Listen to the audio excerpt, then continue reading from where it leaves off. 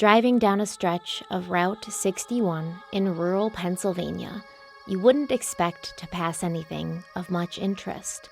You would expect to see the soaring peaks and sloping valleys of the Appalachian Mountains on all sides, maybe a squirrel or two dashing through the canopy of trees around you, but nothing that stood out or made you wonder more about this often forgotten region of the world. But if you found yourself on a 1-mile stretch of Highway 61 that has long ago been abandoned, you might be curious, and you might find yourself wondering, what happened here? This portion of closed highway is bubbled up and cracked, as if some enormous and powerful force from within the very bowels of the earth had broken through and escaped. If you're lucky, you might even catch wisps of smoke floating from the cracked highway into the sky above, a sign that something very large and very hot lives underneath the surface. And right off this stretch of broken and smoking highway, you would find yourself in Centralia, Pennsylvania, although you probably wouldn't know you were in a town that historically was once so important to the daily lives of so many people. You wouldn't know that you were walking on streets where hundreds of other people had also once walked, because you wouldn't even see the streets.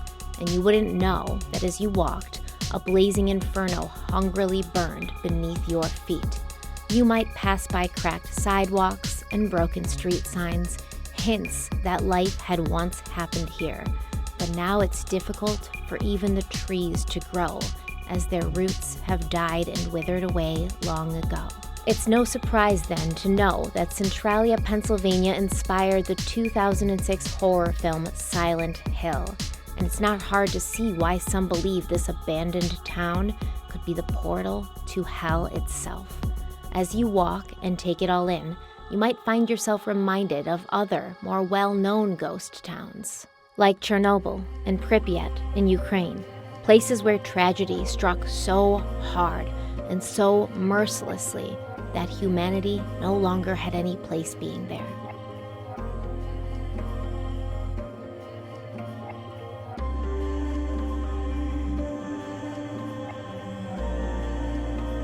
And then, as that chill shoots up your spine, you might want to cut your visit short, get back into your car, and drive on to a place where you can hear the birds chirping again, to a place where grass can grow and humans can live without fear of illness or death, a place that Centralia, Pennsylvania once was, but will never be again.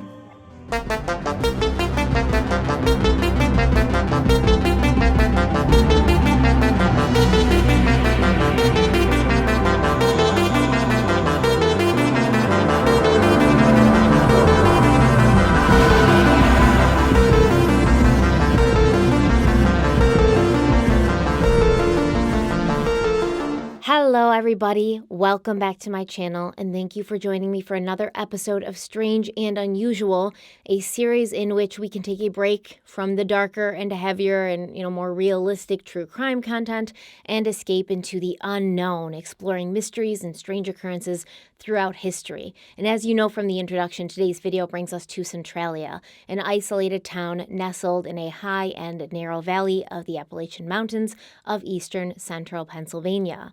Located about 125 miles southeast of Philadelphia, Centralia was once a picturesque mountain village that had made its name in coal mining in the mid-1800s.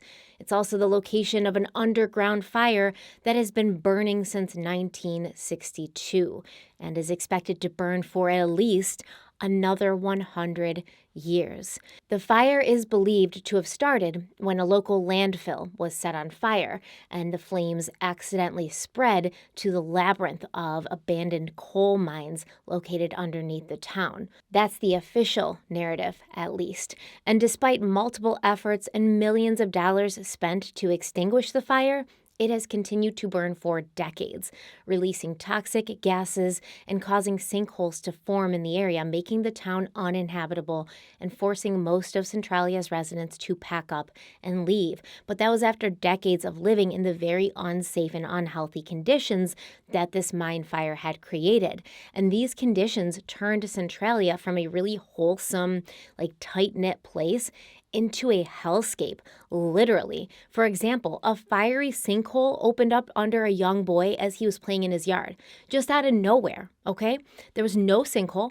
Everything's fine. Boy's playing outside. Happy, happy, joy, joy. Sinkhole appears underneath him out of nowhere. He falls in. We're going to talk about that, but it's crazy to think about this place that you lived, this place that many generations of your family lived, possibly, all of a sudden transforming into this place where it's not safe or healthy for you and your family to be anymore.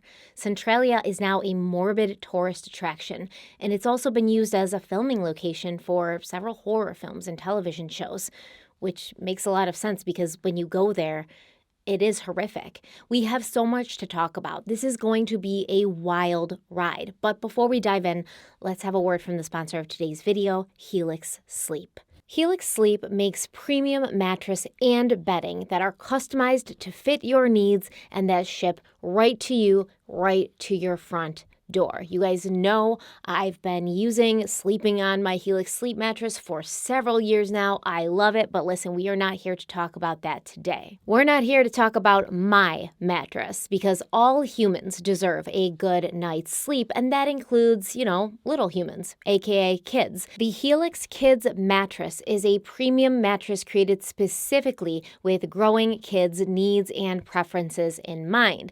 And what makes it special is the Helix Kids mattress features a unique two-sided design for growing children. So one side is a firmer side, and that's geared towards younger kids aged between 3 and 7 years old, kids who need more spinal support so that they can aid in the proper development of their growing bodies. And then the other side was designed with kids ages 8 to 12 in mind because it's softer, and older kids, they've gotten that spinal support and they just want something more comforting to lay on. My daughter is 6, Bella, she has a Helix Kids mattress, and I'm really, really glad she does because I do end up in her bed in the middle of the night way too much, and I like that her mattress is comfortable for her but also comfortable for me because so many mattresses that are designed for kids are not really comfortable for adults. I also love that the kids mattresses that Helix makes, they're made without any harmful chemicals, and they've undergone extensive lead and phthalate testing to make sure that they're safe for little ones because honestly, our kids are our greatest asset.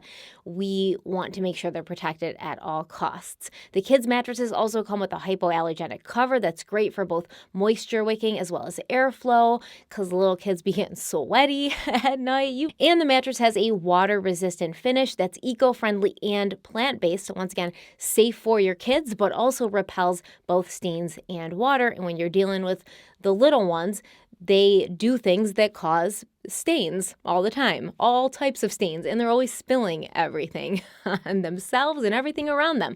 On top of that, the Helix Sleep Kids mattress has a microbe shield, and that combats odor-causing bacteria. So basically, this mattress has everything that you'll need to keep your little ones safe, clean, and comfortable. And the Helix Kids mattress has been tested and approved by medical doctors, sleep consultants, child behavior consultants, and real parents, as well as real kids aged 3 to 12.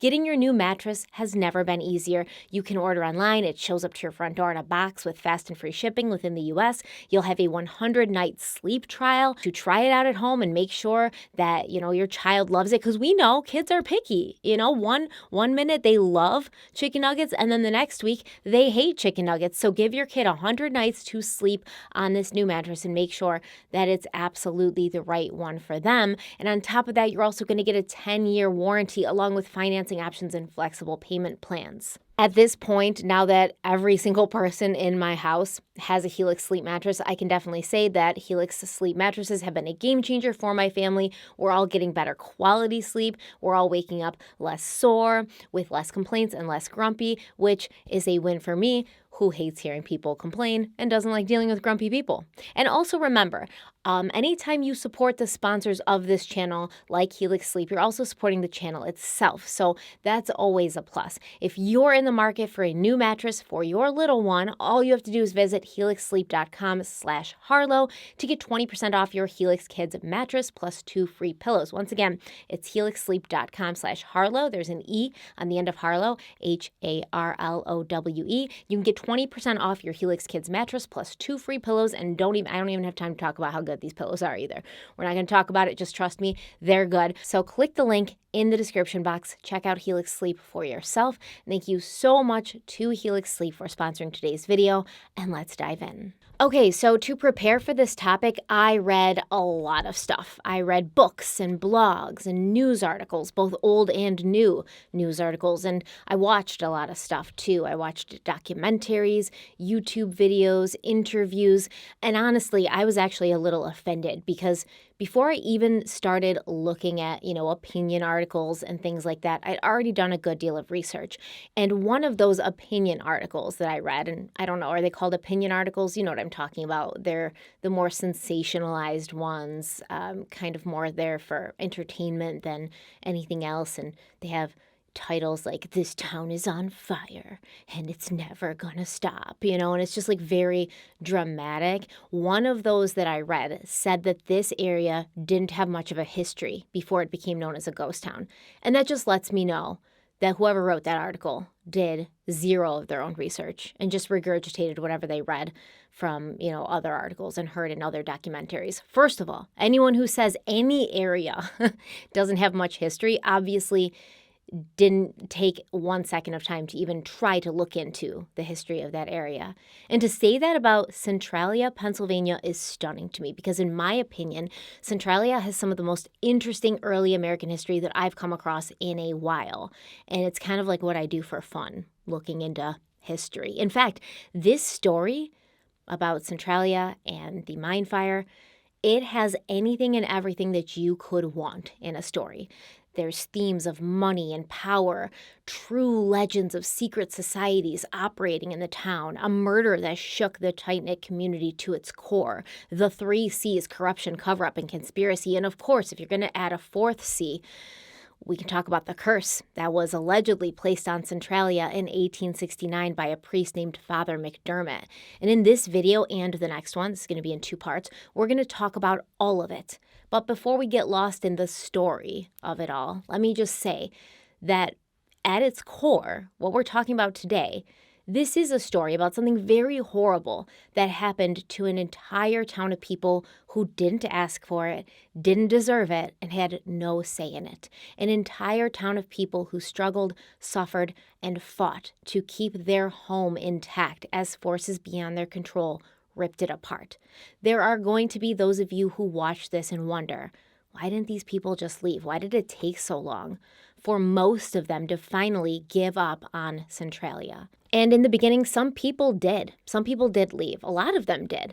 And as the years went on, a lot more left. But many of them were resistant to just packing up and moving out, even when things got really bad, even when people were getting sick and kids were falling into sinkholes that appeared out of nowhere and family pets were falling asleep and never waking up, they still didn't want to leave. And I know some of you are going to wonder why they didn't leave, because at first, so did I, right? For me, when I was reading about some of the stuff that was happening, especially in the early days, like right after the mine fire was initially set, I was like, I would have been out, I'm like, what is going on here?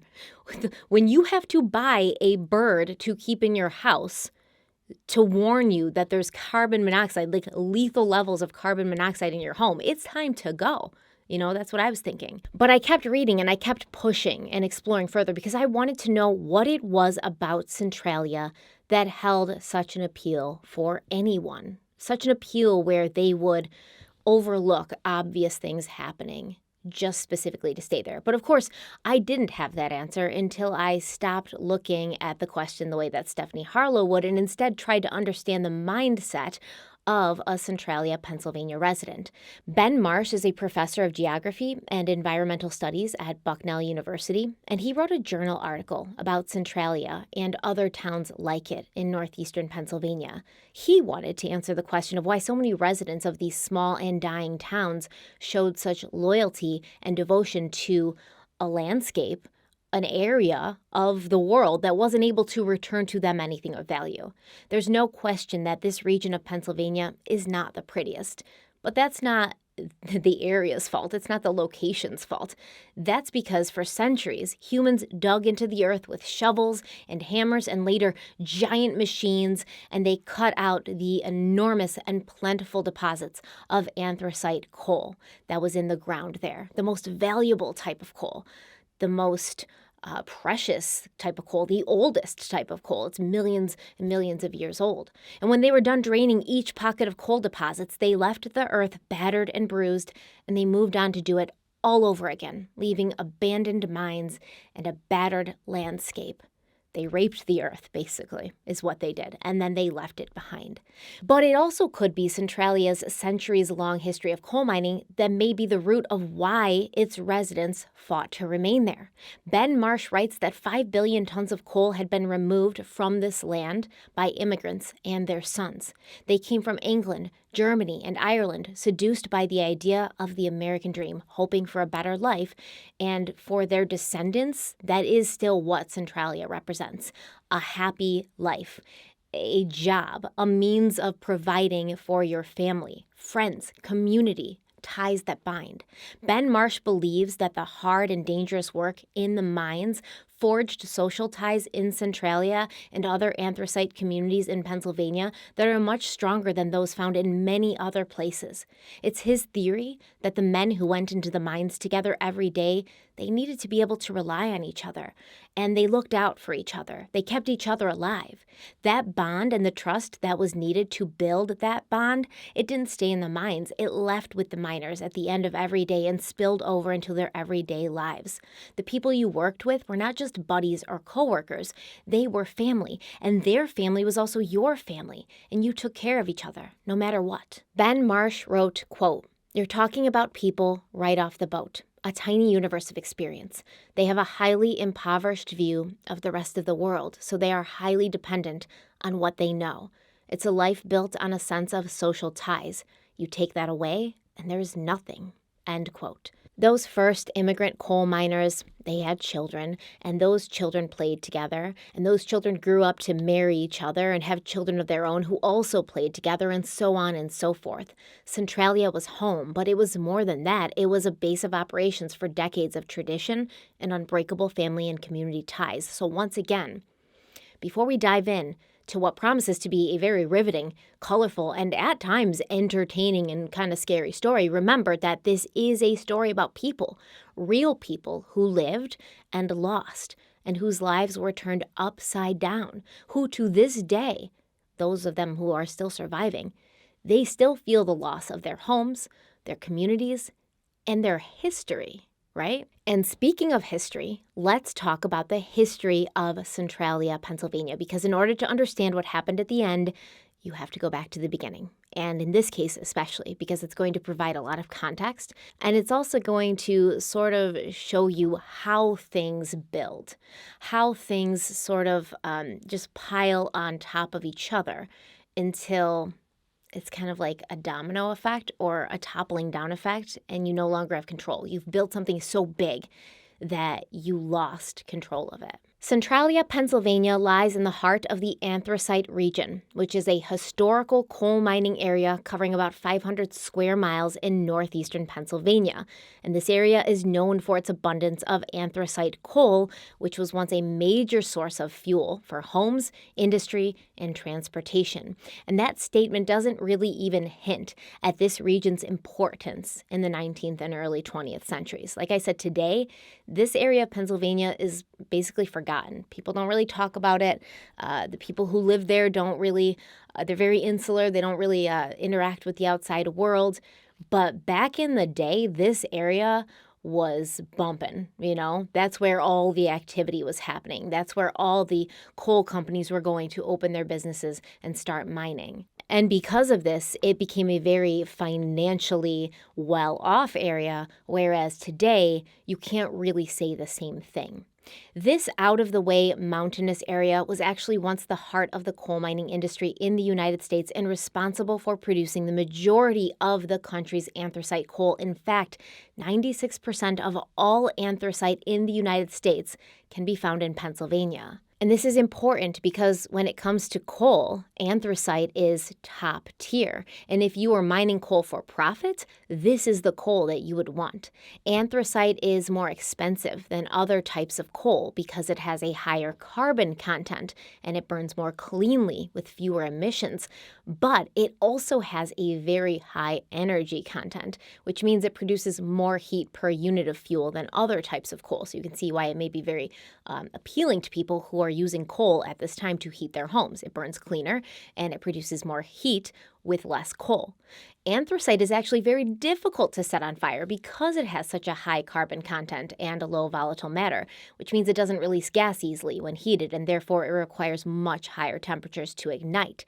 Its high carbon content means it also burns very slowly and with little flame, which typically would make it difficult to sustain a fire if anthracite coal was your fuel. However, once anthracite coal is lit, it burns with a hot and consistent flame that can reach to temperatures of up to 3,500 degrees Fahrenheit. So it takes a lot to set it on fire. Once it does get set on fire, it burns hot and fast, and it's hard to put out. This is something that the people of Centralia, Pennsylvania would discover centuries after anyone in the past had even discovered that there was millions of tons of anthracite coal hidden beneath the flanks of the Great Appalachian Mountains. And honestly, it took a little while for anyone to figure this out or to at least capitalize on it. Colonial settlers had explored some areas of the anthracite region in Pennsylvania as early as 1770, and they were there scouting out locations for the Reading Road, which is a transportation route that was meant to connect Reading, Pennsylvania, which is 50 miles south of the valley that Centralia lies in, to Fort Augusta, which at that time was a British military frontier outpost in central Pennsylvania that was built along the Susquehanna River to provide protection for early European settlers and to serve as a base for military operations during the French and Indian War. Now, when you hear Reading Road, I think you might be thinking of Reading Railroad, right? From Monopoly, because that's what I'm thinking, because I love Monopoly. And anybody who plays me in a Monopoly will lose, or I'll throw the whole board on the floor. But either way, very similar, right? There's also going to be a Reading Railroad later. And it is basically the same thing. The same company who built the Reading Road would also later have rail service that they called the Reading Railroad, but that wasn't until like the mid 1850s. Or you might be thinking of the Reading Rainbow, take a look, it's in a book, but we're not talking about that. It's the Reading Road. And it wasn't even like a road as we know it. It was just like a dirt path initially. But anyways, in 1793, a man named Robert Morris acquired the land that would one day become Centralia.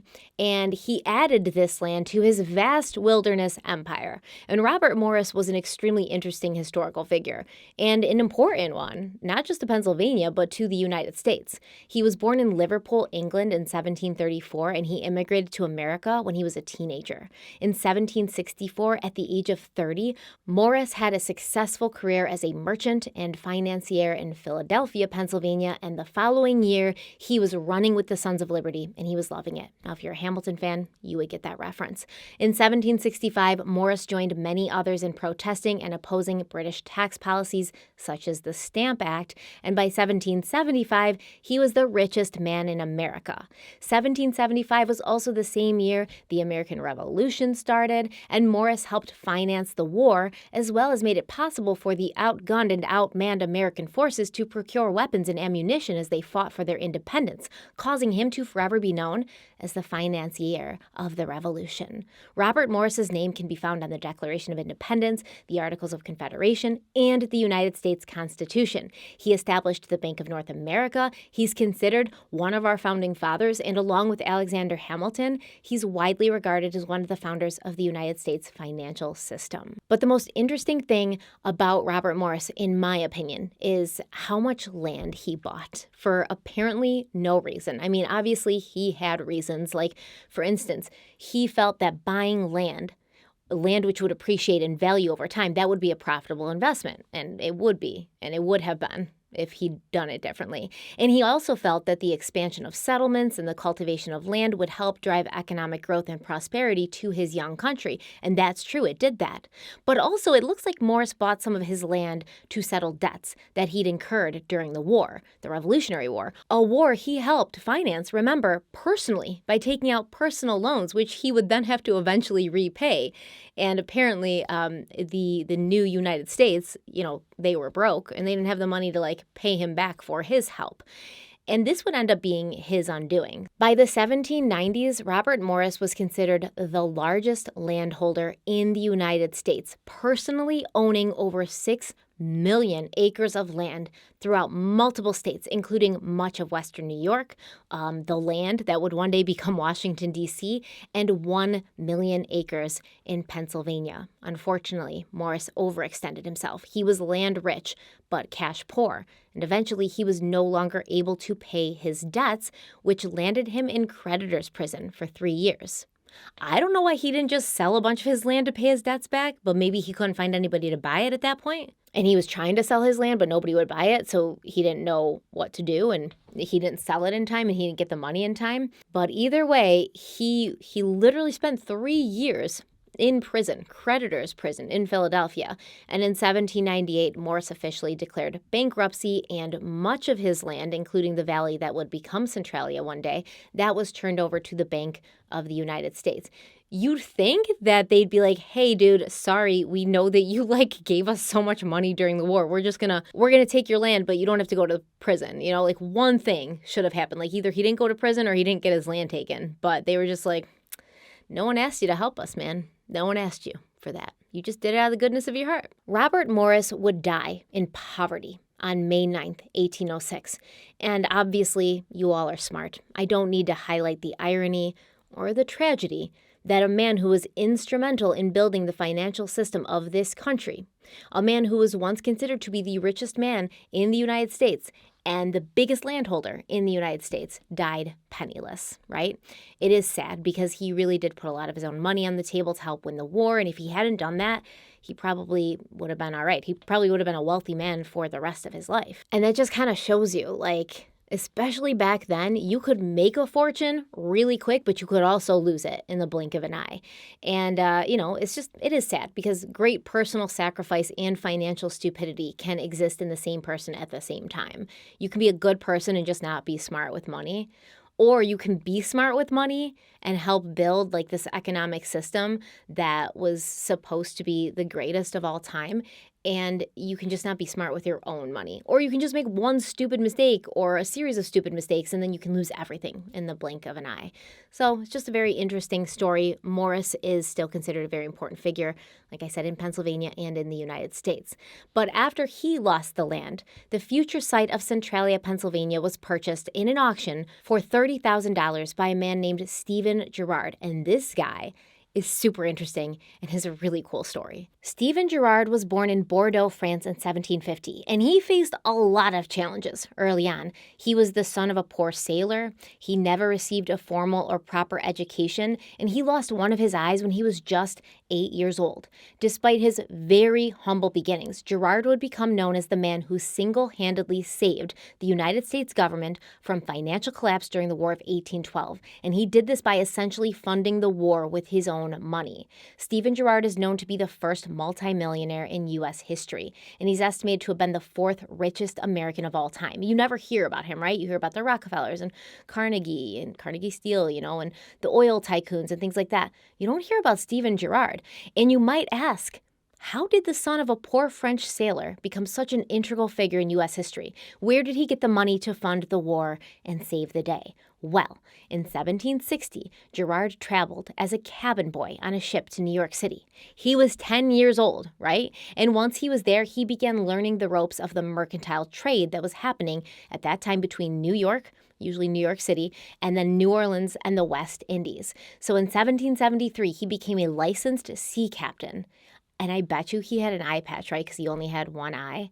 So he was like the sea captain, but a pirate at the same time. And he started running his own trade routes. But in 1776, during the tensions between, the British And the Americans in the Revolutionary War, British blockades, their ships basically prevented Stephen Girard from sailing back into New York Harbor, so he ended up in the port of Philadelphia, Pennsylvania. And he was like, oh, I like it here. This is cool. So he got off his ship, he met a woman, he got married, he made a home there, and he opened multiple businesses, such as liquor and grocery stores. By 1790, Stephen Girard had amassed a fortune of $6,000, and he'd put together a small fleet of trading vessels. Now listen, $6,000 might not seem like a lot. I mean, I think it's a lot, but it's not like, oh, you're like rolling in the money right now. You're not like Scrooge McDuck, swimming around in your money vault. But just so you know, in today's money, $6,000 is just under $200,000. Thanks, inflation. Using that money, Girard made more money, and by the time he died, he was in possession of a personal fortune worth $9 million, which today would be something like $300 million. And I know the new thing that everyone's doing, the trendy thing, is to hate anything that's like early American history. We have to hate the founding fathers and rip their statues down. We have to hate the early European settlers and anyone who had or has money. I know that's what's popular nowadays. I get it. Fine, do what you want. I don't care. But Stephen Girard was a badass, you have to admit. And he's an inspiration and the epitome of the actual American dream when that was still possible. Could he be a ruthless businessman? Sure. But he was also very, very selfless. And because of him, many people's lives were made better. During the 1793 yellow fever outbreak, while everyone who had any kind of money was fleeing the city of Philadelphia, Girard stayed behind. And he not only supervised the conversion of a mansion on the outskirts of town into a medical ward, but he also recruited nurses and volunteers, and he even personally cared for sick patients with his own hands. And he did the same thing during a following yellow fever outbreak. Stephen Girard was always active in charitable causes. All through his life, he gave tons and tons of money to charity, specifically charities that dealt with education, poverty, and orphans, which I will point out was a cause that Alexander Hamilton was also passionate about, orphans, because Alexander Hamilton was an orphan. And at the time of Stephen Girard's death in 1831, much of his fortune went to various public charities in the city because he and his wife had never had children, and so he basically just gave all his money away to these good causes. But before he died, Stephen Girard caught wind that there was valuable anthracite coal in the mountains of Pennsylvania.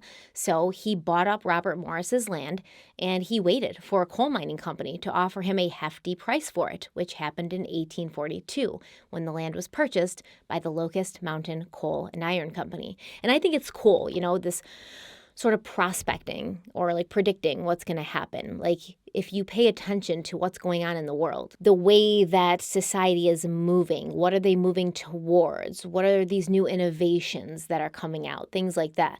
And if you pay attention to that and a little bit about some stuff, history, patterns, you can actually kind of sort of predict what's going to happen, what's going to be valuable, what's not valuable now that I can buy for a low price that's going to be extremely valuable in 5 years or 10 years or 20 years.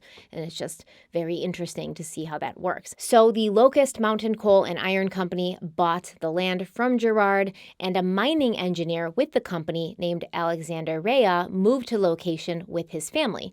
And he got right to work, basically making it a town, laying out streets and drafting plans for a village. He named the town Centreville, but in 1865, that name was changed to Centralia when it was discovered that there was already a Centreville in nearby Schuylkill County. Alexander Rea envisioned that Centralia would one day become the center of commerce for the mountainous anthracite region, because he now knew that underneath Centralia lay a large anthracite vein. But nothing could really be done with this raw material until around 1854, when the Mine Run Railroad was built, because having the railroad now made it possible to transport mass quantities of coal out of the valley and distribute the coal to big East Coast cities like Philadelphia and New York City.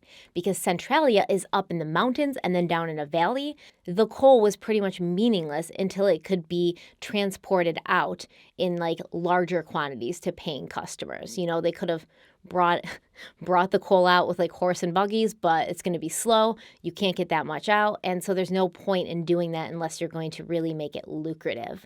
But when the railroad was built and they could finally take the coal out of the valley, when that happened, the floodgates were opened and multiple coal mines began popping up. By the time Centralia was incorporated as a borough in 1866, the anthracite coal industry was the main economy and principal employer, bringing financial stability to Centralia's residents, and this remained the case until that mine fire broke out in 1962, centuries later. As we had briefly discussed, the first miners in the area were all immigrants fleeing their own countries in search of a better life. And at first, they were just grateful to have jobs that they hadn't had, the ability to get wherever they came from. But working in coal mines has always been a dangerous and very hard job. Coal mining is physically demanding work, and the miners would be exposed to things that made them unhealthy, things that made them sick, things that often led to them dying of respiratory illnesses or cancer or things like that, things like coal dust, toxic gases, and the constant threat of cave-ins and explosions while working incredibly long hours for incredibly low wages. I think I'm getting the black lung, Bob. It's not very well ventilated down there. For Christ's sake, Derek, you've been down there one day.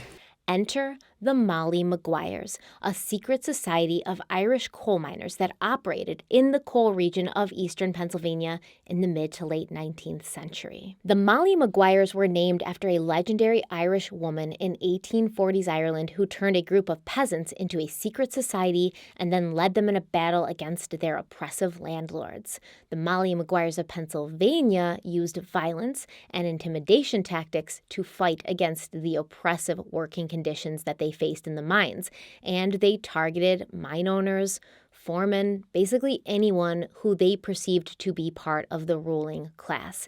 In order to make their point and achieve their goals, the Molly Maguires participated in acts of arson, theft, sabotage, and even murder, which is how Alexander Rea, the founder of Centralia, came to meet his violent end. On October 17, 1868, just 2 years after his beloved Centralia became an official Pennsylvania town with a post office and a zip code, Alexander was driving his buggy from the nearby town of Mount Carmel back home to Centralia when he was ambushed on a dark road by a band of Molly Maguires who murdered him and relieved him of all the money he had on his person. Although the Molly Maguires are legend in American history, they actually didn't operate for that long. Many of their members would be rounded up and arrested, and in the 1870s, several high-profile trials were held that culminated with the leaders of the movement being hanged. And reportedly, it was also the Molly Maguires who, indirectly, brought a curse to Centralia. Father Daniel Ignatius McDermott was a 25-year-old priest who had only been ordained for 10 months when he arrived in Centralia to set up the town's Catholic parish. Father McDermott was responsible for constructing Centralia's first church at the top of a hill on South Locust Avenue, a church that would be called St. Ignatius Roman Catholic Church. And those of you who have seen the movie Silent Hill will recognize this church. It's featured in the movie, but maybe you aren't familiar with the real-life legend that's attached to it. After town founder Alexander Rea was murdered, the Molly Maguires were basically the first and only suspects. I mean, it was their style, after all.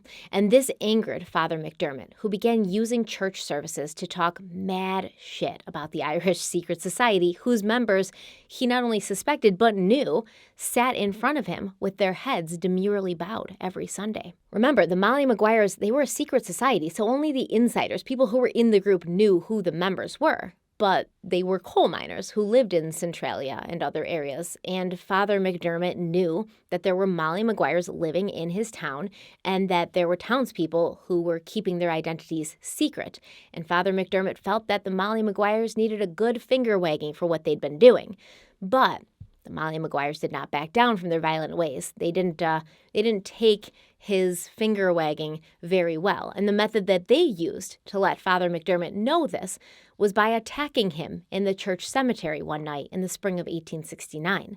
The legend claims that a battered and beaten Father McDermott staggered from the cemetery to his church and rang the church bell, waking the people of Centralia and summoning them to him, at which point Father McDermott announced that because the townspeople had closed ranks around the Molly Maguires, because the townspeople were protecting them and enabling them to continue with their violent ways, Centralia would be cursed, and a day would come where the entire town was leveled to the ground, leaving the church as the last structure standing. And if you visited Centralia today, you would find a ghost town, save for a church perched atop a hill, surveying the ruin of a town that its namesake had allegedly predicted. This prophecy would fade from public memory for a long time, and there's a lot about the whole legend that doesn't always add up. But in the 1980s, when the people of Centralia were forced to watch as the playgrounds their children had frolicked on were torn to the ground and their beloved homes and businesses were leveled to dust, Father McDermott's curse was suddenly a topic of conversation again. But we'll get there, trust me. Centralia reached its maximum population of 2,761 people in 1890, and Pennsylvania coal was fueling the growth of the United States. Coal was responsible for supporting the growing steel industry, and millions of tons of coal were rolling out of the Appalachian Mountains and being delivered to homes in big cities on the East Coast to keep their residents nice and toasty. The mining industry flourished, and the town grew, eventually consisting of 7 churches, 5 hotels, 27 saloons, 2 theaters, a bank, a post office, and 14 general and grocery stores. Only 5 hotels, but 27 saloons. That's like 27 bars in Centralia, which is not a big place. Those miners like to drink, right? You've seen Zoolander, when Derek Zoolander's in the mines, and this is what it reminds me of. You know how he's like in the mines, but he's a model, but he comes from like this mining family, and he is just like messing around in the mines, and his father and his brothers are not amused by it. One of his brothers is Vince Vaughn, and John Voight, I think, plays his father. But Derek Zoolander is like this swanky model, and he's in the mines, and he's just messing around, and he doesn't take it seriously how dangerous it is and how they are serious about it.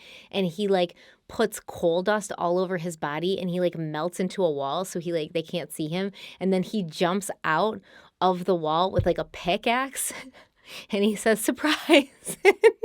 It scares the crap out of everyone. I'll never forget that part of that movie. Hilarious. But although time seemed frozen within the confines of a small town mountain community like Centralia, the outside world was moving along, and the time of coal being king was rapidly coming to a screeching halt. Anthracite coal production reached its peak in 1917, at which point several things happened. World War II broke out, pulling many young men from the mines as they enlisted in the military and were shipped out to fight a war that was extremely bloody, that many of them would not return from. And I think that we're in 2023, and it's very easy to forget the sacrifice that so many people have made throughout history. World War I, World War II, the Civil War. These are some of the most bloody wars in the history of the world. These are wars where the death toll is unimaginable. And you've got these young guys who grew up in this mining town. They're doing dangerous work in the mines, and then they're pulled from the mines and thrown on the front lines by their government to fight a war that they didn't ask for. So it's really important to always be very respectful of veterans and respectful of the people who today still fight to protect this country, but also, remember the people in the past who did, because there was a draft. Most of them didn't have a choice, and a lot of them wanted to do it, right? A lot of them wanted to go and fight for their country and protect their country. But so many men leaving for the war, so many not coming home after the war, this caused a drastic labor shortage and reduced output of coal from towns like Centralia. After the war, consistent labor and union strikes continued to reduce production, and the 1929 stock market crash exacerbated things even further, causing the Lehigh Valley Coal Company, who had taken over the coal mines in Centralia, to basically close all 5 of its mines, putting thousands of people out of a job during a time when they needed one the most. But if it's one thing history has shown us, Humankind is resilient, and we will always find a way to survive. During this time, even though mining wasn't officially happening on the books, bootleg mining was very popular. And bootleg mining was a term used during the Great Depression to describe an illegal and very dangerous practice of entering an abandoned or closed down mine and extracting coal without the proper equipment or safety precautions. First of all, this practice that they were doing, which I understand why they were doing because they were broke and they needed money and they needed to do something. But this practice posed a huge risk to the individuals participating in it because the mines were poorly ventilated and structurally unsound. So bootleg miners were often killed in cave-ins or mine explosions, and many would eventually come to suffer from something called black lung disease.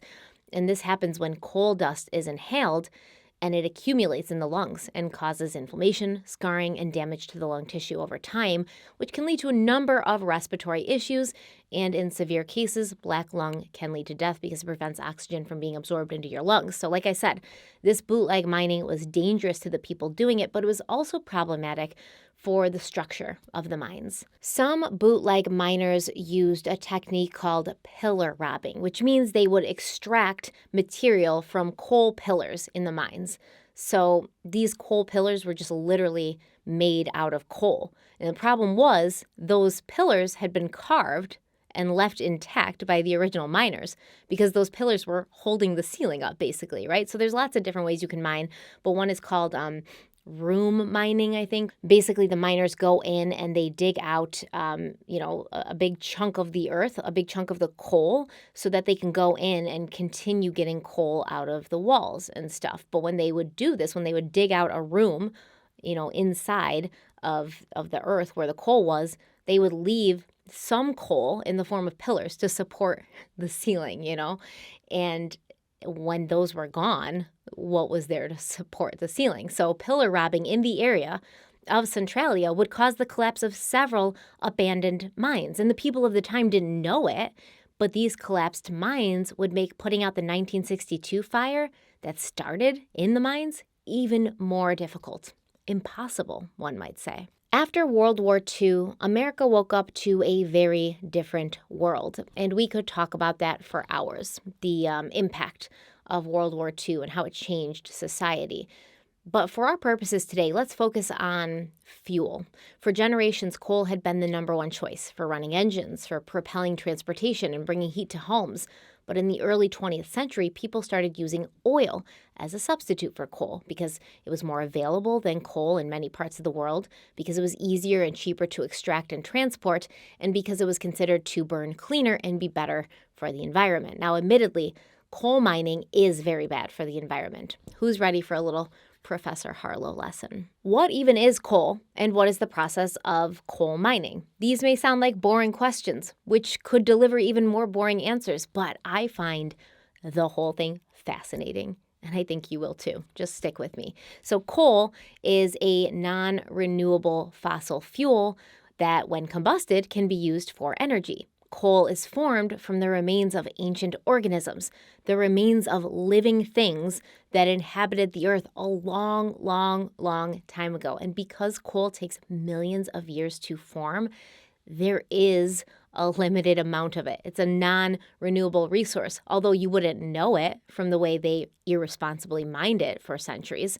Now, according to National Geographic, quote, the conditions that would eventually create coal began to develop about 300 million years ago. During this time, Earth was covered in wide, shallow seas and dense forests. The seas occasionally flooded the forested areas, trapping plants and algae at the bottom of a swampy wetland.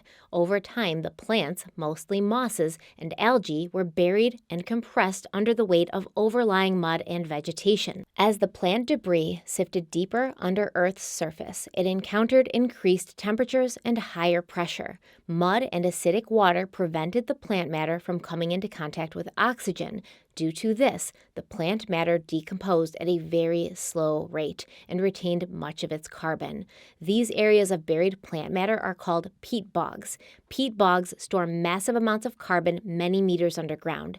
Peat itself can be burned for fuel and is a major source of heat energy in countries such as Scotland, Ireland, and Russia. Under the right conditions, peat transforms into coal through a process called carbonization. Carbonization takes place under incredible heat and pressure. About 3 meters or 10 feet of layered vegetation eventually compresses into a third of a meter or 1 foot of coal. End quote. So cool, right?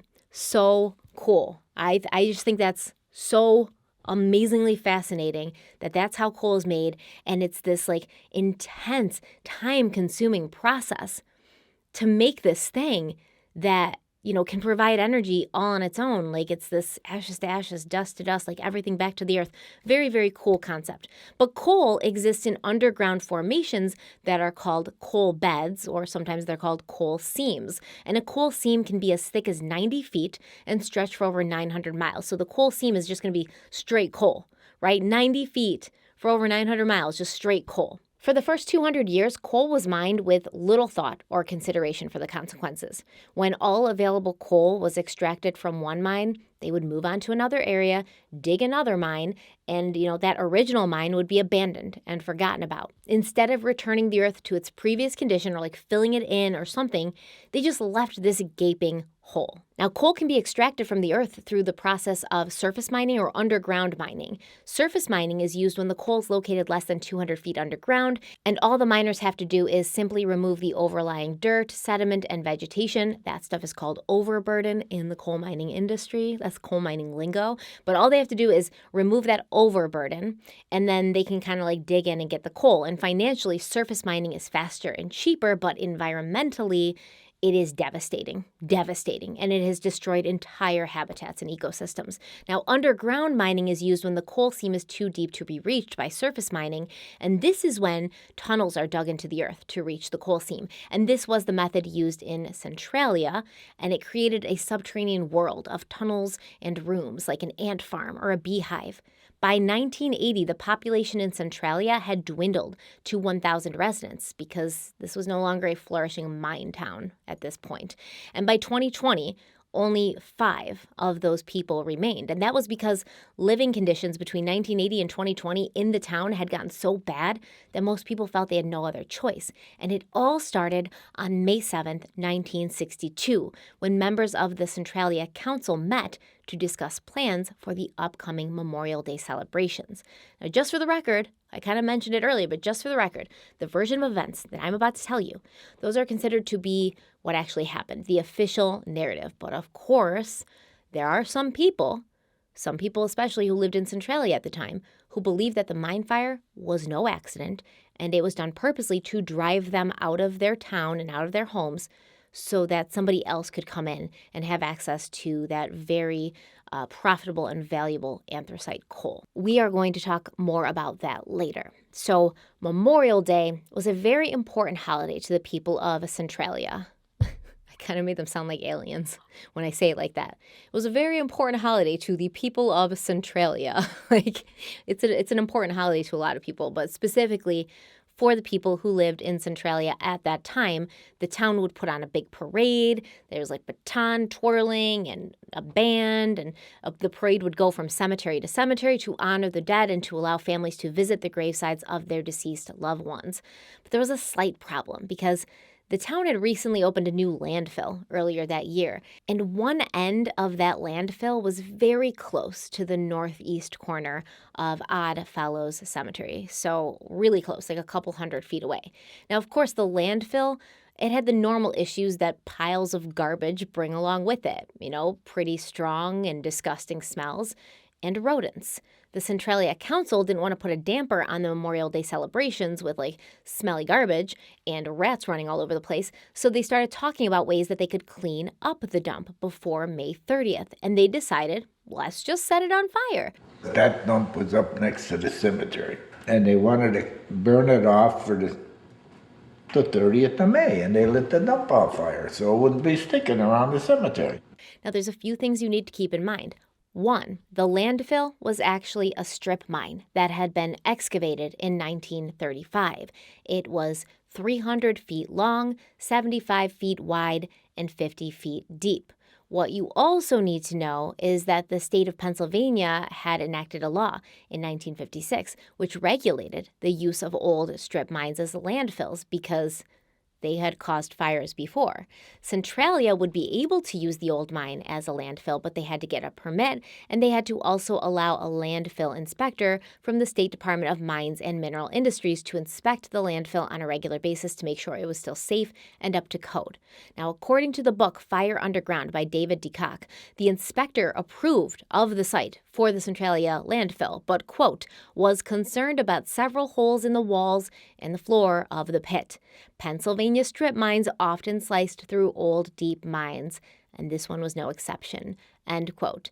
The inspector was like, you guys got holes, all right, in your pit that you want to use for garbage, and we're going to need to make sure that those holes are filled with an incombustible material so that if there is a fire, this incombustible material would stop the flames from spreading into the holes and then going on into nearby mines, which would then cause an issue, obviously, because it's fire. And what is in the nearby mines? Anthracite coal. And what is anthracite coal? A fuel that once you set it on fire burns hot and long and fast. So the proper measures to fill these holes must have been taken, right? Because plans for the landfill went ahead as they were supposed to. Now, something else you need to know is that it wasn't technically legal to set dump fires. Like, it's not technically legal at that time to just set your garbage dump on fire. But according to the Centralia Council, it was a common practice for them to call in the volunteer fire department and have them set fire to various trash dumps on the outskirts of town every spring. Francis Goncalves, a member of the Centralia Fire Company, said, quote, every year, Holy Wednesday, we used to call it, before Easter, we used to go and burn the dumps. We had 9 of them in town, and we used to put them out the same night, rinse them with the fire truck, end quote. And so that was exactly what they did with this new landfill by the Oddfellow Cemetery. They lit the trash inside the pit on fire, and they let it burn for hours. And when everything that could be seen on the surface of the trash heap was burned and charred, 5 firemen poured water inside of the pit until the flames went out.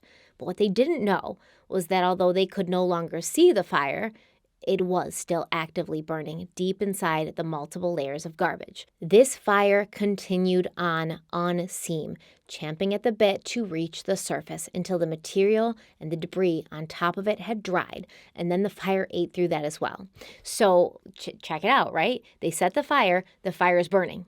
They pour water on it, which is fine. They didn't know the fire had gone so low into the garbage. So there's all this dry garbage underneath that the water they poured on didn't penetrate to.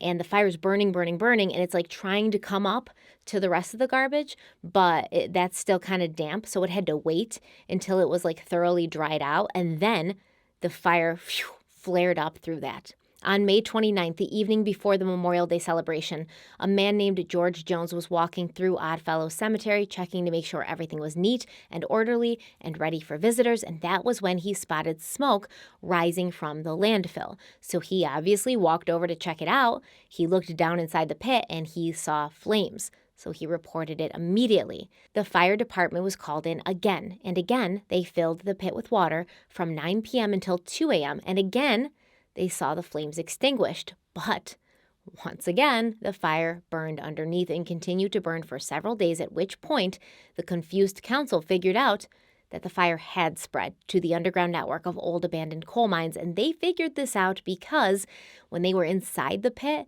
they could see steam coming from the cracks in the pit wall, and this steam tested positive for carbon monoxide. It is generally believed that the Centralia mine fire began in 1962 when burning garbage in a municipal dump ignited an exposed vein of coal. Once lit, the fire gradually crept through abandoned mine tunnels towards the town, endangering everything in its wake, including the timber and coal support pillars needed to prevent mine cave-ins. While the fire burns, it produces deadly carbon monoxide and carbon dioxide gases, which rise through the mine shafts and cracks in the rock strata, seeping into the homes of people living above. So fire needs three things to burn this hard and this hot, and the earth beneath Centralia provided an abundance of all three things. It's called the fire triangle because the three components necessary for a fire to burn are fuel, oxygen, and heat. Once a fire starts with enough fuel and oxygen, it can become self-supporting. In this case, the fuel would be the anthracite coal, and that was still plentiful under the ground. As the coal burned, it created more heat, and this increase in heat then brings more and more coal around it to its ignition temperature and sets more coal on fire. And then the fire needs oxygen, which once again, there was plenty of that underground, considering this labyrinth of old mines, they all had above ground entrances that hadn't been closed up, that were still open and flooding the tunnels with oxygen-rich air.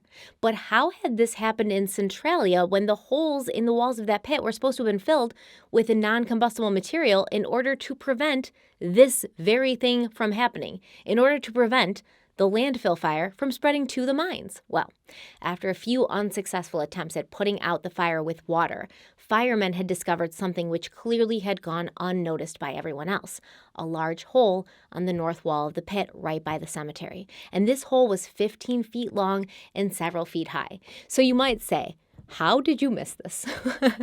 That's what I said. 15 feet long and several feet high? How did this go unnoticed? But reportedly, this enormous hole in the side of the wall, in the side of the pit, it wasn't seen by anyone because it had been covered by dirt and debris. Okay. And so when the other holes that the mine inspector had been worried about, when those had been filled with non-combustible material, this very large and long one had not. Almost immediately, town officials sprang into action once they figured out that water wasn't going to stop this blazing fire. The following June, the state of Pennsylvania gave Centralia some money to use a large machine in order to move the garbage around in the pit and basically get the whole thing wet, like not just the top layers of garbage, but the whole garbage sandwich. So they would stir the trash around, get it wet, stir the trash around again, pour some more water in, stir the trash around, et cetera, et cetera. And obviously the idea behind this is if everything in the pit was wet, the fire would have no place to hide, no place to go. It would be, dead in the water, literally. And that's actually a great theory, it would have absolutely worked. Like if that had been done initially, within the first few days of realizing the fire in the garbage pit hadn't gone out, that may have solved the entire problem, and we wouldn't be talking about this today if that had been done initially instead of waiting over a month. But by the time they did this in June, the garbage pit really didn't even matter that much at that point because the fire had already left. It left the garbage pit, and it was spreading far beyond that landfill and deeper into the coal mines that branched out towards and underneath the town of Centralia. Now, of course, there was a ton of arguing going on amongst the political set in Centralia. How should the fire be put out? How much money could they realistically devote to these efforts? And because of disagreements and a lack of money, the first real effort to dig the fire out didn't even happen until the fall of 1962, which I think we can all agree is once again too long to let a fire burn in coal mines without doing anything to slow or stop it. And as expected, when a section of ground was removed in order to create a sort of trench around the fire to sort of like starve it out and stop it in its tracks, they realized that the fire had moved so fast and so hungrily that by the time the trench was excavated, the fire had already passed it. Like these guys were digging this trench out, thinking they're trapping the fire in, and the fire went right by them, and they were like, hey guys, what are you doing, digging a trench? That's cute. Keep up the good work. Just kept going. Not only that, but the fire had moved deeper into the earth than anyone had known or anticipated. And even if the trench had been dug in time, the fire would have breezed by right underneath it. Between 1962 and 1978, the state and federal government would spend $3.3 million trying different things to stop or even slow the spread of the fire, but nothing worked. In 1962, the fire was still on the outskirts of town, and it hadn't gotten close to anyone's home yet. But by 1967, people living in Centralia, specifically those living on Wood Street and Locust Avenue, they were getting nervous because their homes were the closest to the burn zone, and it appeared to be getting closer every day. 2 years later, I think it's 1969 around, people began to feel the effects of the fire, headaches, related to the poisonous gases from beneath the ground that were leaking into their homes. So on Wood Street, there were 3 houses in particular that had been affected pretty early on. The home of Anna Ryan, who was a widow. She'd lived in that house for 62 years. A family of 5, which included William and Janet Burster, along with their 3 young children. And next door to the Bursters lived Marion Laughlin, who was actually the mother of Janet Burster. As early as February of 1969, the Bursters and their children had been feeling very sick, just randomly coming down with a lot of unexplained illnesses and symptoms. They were out of sorts. They were groggy. They just didn't feel good. By March, they were all getting headaches and feeling nauseous, sick to their stomachs on a daily basis. And one night in late March, Janet Burster went next door to visit with her mother, Marion. And when Marion didn't answer the door, Janet let herself in, only to find her mother asleep on the sofa in front of a blaring television set. Now, it turned out that Marion Laughlin was suffering from exposure to carbon monoxide. So were the rest of them, right? So were the rest of these people in this area of Centralia who were just feeling sick all the time, every day. Now, carbon monoxide is found in the fumes produced anytime you burn fuel in cars, small engines, stoves, grills, fireplace, furnaces, etc. It can build up indoors. It does build up indoors, and it can poison the people and the animals living there. And the scary thing is carbon monoxide is undetectable. It has no odor, no taste, no color, and people often have no idea that they've been exposed, especially since the early symptoms resemble those of the common cold: headache, weakness, dizziness, nausea, shortness of breath, confusion, blurred vision, drowsiness, loss of muscle control, and loss of consciousness. When Janet was finally able to rouse her mother, Marion claimed she thought she was having a stroke because her arms and legs were very heavy and very stiff. Now, the next month, in early April, Marion Laughlin received a beautiful flower for Easter. But by the next day, which was Easter, that plant was dead. As the rest of the week passed, plant after plant drooped, withered, and died in the home of Marion Laughlin and the others who lived on Wood Street. On May 5th, 1969, several mine openings that were located just a few hundred feet from these 3 homes on Wood Street, they were backfilled. Basically, they were filled up, closed up, the entrances, the mine openings. And I guess this was done to starve the fire of oxygen and try to put it out, even though there's tons of other mine openings and it's like a blazing, angry fire down there and nothing that you've done so far has worked, but this is going to work. But anyways, it didn't starve the fire of oxygen.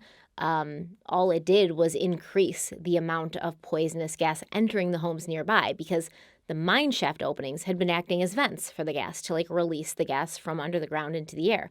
But so were the houses, right? The houses were also acting as vents. But before those mine openings were closed, they were like an additional vent for the gas, so the houses were venting the gas from underneath, and then also the mine openings were venting the gas. But when those mine openings were closed, the poisonous gas couldn't escape through there anymore, and it had nowhere else to go besides into the homes on Wood Street. Backfilling those entrances actually increased the amount of carbon monoxide entering these houses. And according to the book Fire Underground, quote, when the new mine work commenced on May 5th, matters seemed to worsen, although none of the affected citizens made the connection. The houses smelled musty, even with the windows open, and their nausea, headaches, drowsiness, and now shortness of breath grew worse. On May 15th, Janet Burster's coal furnace went out and she was unable to relight it. Match flames died before she could light the kindling paper. End quote. That's scary, man. You know why that's scary? That means there was literally not enough oxygen in the environment that Janet Burster was standing in to sustain a flame. How would it be expected to sustain multiple human beings? Insane. It's very scary. So on May 16th, Marion Laughlin, remember Janet Burster's mother, she invited a gentleman friend over for coffee after a date, and they got back to her house, and as soon as she stepped into her home, she started throwing up. And then she lay down on her couch and basically passed out. And her date, the guy was like, what's going on? And he kind of sat there and waited with her and wanted to make sure she was okay. And later, Marion said, I had no idea he was still there. I have no recollection of anything. But basically, that experience was enough for Marion, and the next day she left her house and stayed with a relative in Ashland. And Marion, along with the others, were starting to realize it was no longer safe in their homes, but most of them didn't want to leave. And even more of them couldn't afford to leave. They couldn't afford to relocate or spend a few nights in a motel. When the Burster's canary was found dead at the bottom of its cage on May 18th, William and Janet made arrangements to stay with Janet's brother, who was also living in Centralia at that time. And I guess that they were, feeling positive or hopeful, like, oh, the town will figure this out and this will be just temporary where we're not in our home. But it wasn't temporary.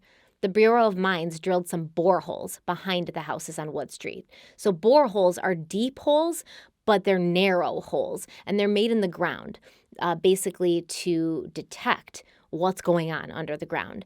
And they found that the holes that were 25 feet away from those original 3 houses of concern that we talked about, temperatures coming out of those holes were between 65 and 128 degrees, which is still like hot, It's still like not a great temperature that you want coming out of the ground 25 feet away from your house. But when they went further away, when they went about 120 feet away from those boreholes, they found that the temperatures were between 760 and 900 degrees.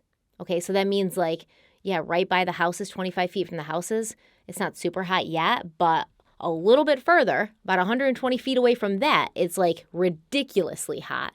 And that's moving towards where people live at this point. As of now, there have been over 2,000 boreholes drilled into the Centralia mine fire area, and they were drilled to locate, monitor, and control the fire. And a review of borehole temperatures from the 1970s and 80s showed multiple readings of over 1,000 degrees Fahrenheit, with the highest recorded temperature being 1,350 degrees Fahrenheit. And at that time, ground temperatures measured at over 900 degrees Fahrenheit. So it's like 1,350 degrees underneath the ground and 900 degrees on the ground, which is bananas. According to CENTRALIAPA.org, after pressure from the residents, the Bureau of Mines agreed to dig a small trench to protect the homes along Wood Street by the end of 1969, and they also began building an extensive fly ash barrier. But once again, by the time that barrier was completed in 1974, the fire had already moved past it. Why is it taking 5 freaking years to dig a trench and make a barrier? That's because of money. Once again, you're going to run into this constantly. Money is not readily available in this area of Pennsylvania. They weren't able to get the funding that they needed from the state or from the federal government. And basically anything that they wanted to do, they were kind of stopped in their tracks because of a lack of funding. For a long time, the officials in Centralia refused to accept that their barrier had been breached because this was like their Hail Mary. They were hanging their hat on this barrier that took 5 freaking years to build. And so these officials pretty much ignored all the signs that the fire continued to burn and move underneath their town.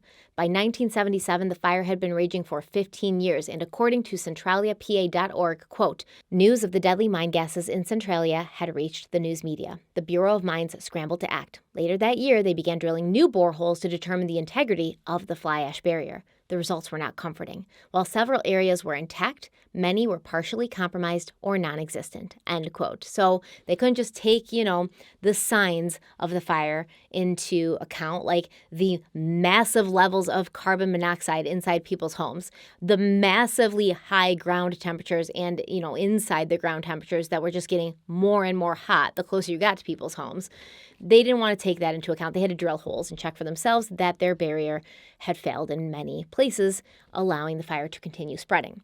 Now, in June of 1979, something happened at Centralia's only gas and service station, which at that time was located on Locust Avenue and directly in the path of the mine fire. It was the morning of November 21st, 1979, when John Coddington, a lifelong resident of Centralia, a past miner, and an owner and operator of Coddington's gas station, he noticed wisps of steam coming from the ground of a vacant lot next to his station. So he went and he took the temperature of that steam, and when the temperature of that steam was measured, it was found to have been 122 degrees Fahrenheit. A few weeks later, John Coddington once again noticed something out of the ordinary in his own gas station.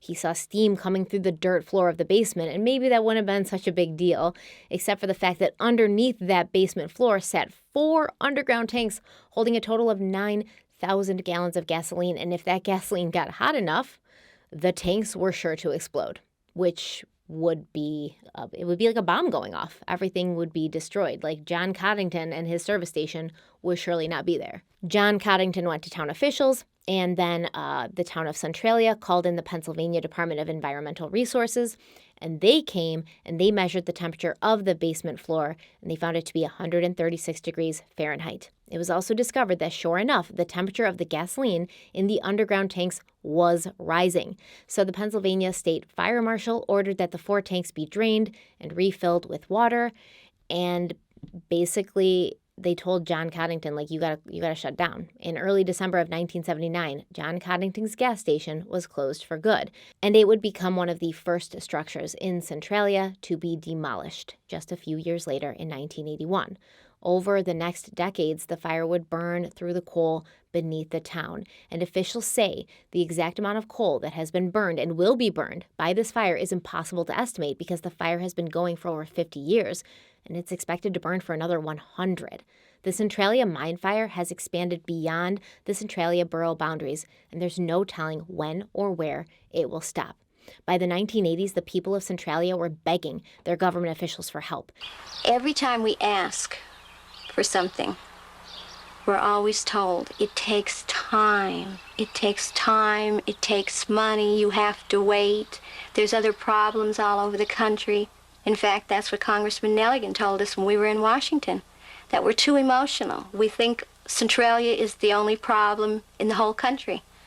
We shouldn't be here. We shouldn't be fighting this problem.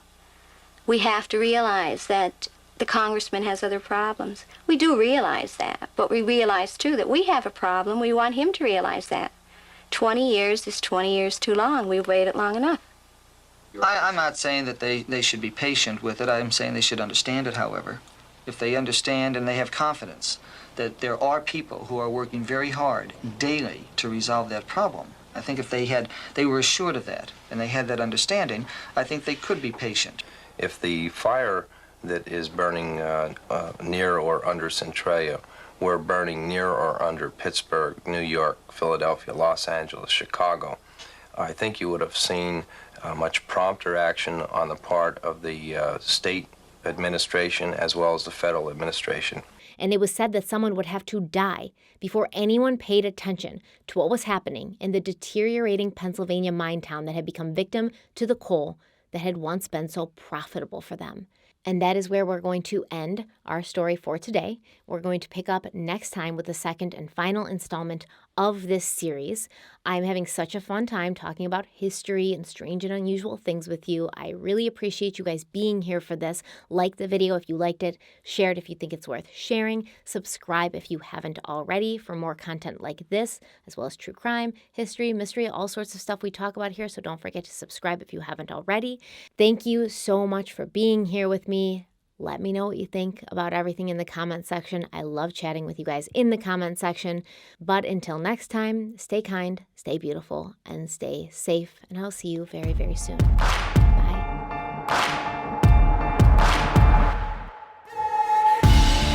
Well, the levee don't break now, and the bottle's going straight down, and that river runs deep, the mountains get steep, and the voices getting too loud.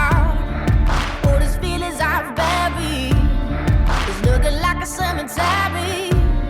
They're coming back from the grave, calling out my name, better say a Hail Mary.